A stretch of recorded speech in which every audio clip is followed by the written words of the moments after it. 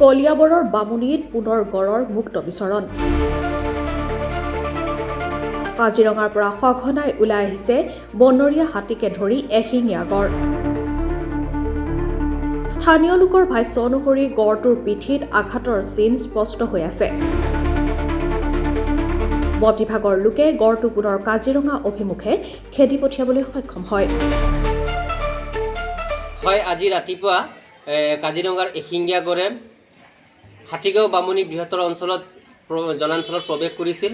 খুব ৰাতিপুৱা ভাগতেই আমাৰ হাতীগাঁও অঞ্চলত আমি এশিঙীয়া গড়টো প্ৰত্যক্ষ কৰিছিলোঁ হাতীগাঁও অঞ্চলত এটা গৰু আঘাত কৰিছে আৰু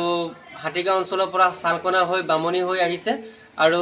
তেনেতে আমি বামুণীটো আমি প্ৰত্যক্ষ কৰিছোঁ যে এশিঙীয়া গড়টো কিছু আঘাত আছে গাৰ পৰা তেজ ওলাই আছে আৰু তেনেকাতে আমি প্ৰত্যক্ষ কৰি বন বিষয়াসকলক খবৰ দিওঁ আৰু বন বিষয়াসকল ততালিকে আহে আৰু চিকনি বাগান হৈ জখলাবন্ধা হৈ কাজিৰঙা অভিমুখী তেওঁলোকে খেদি পঠাবলৈ সক্ষম হয় কলিয়াবৰৰ পৰা অজয় দেৰ ৰিপৰ্ট অসম সংবাদ অসম সংবাদ আপোনাৰ মঞ্চ আপোনাৰ কণ্ঠ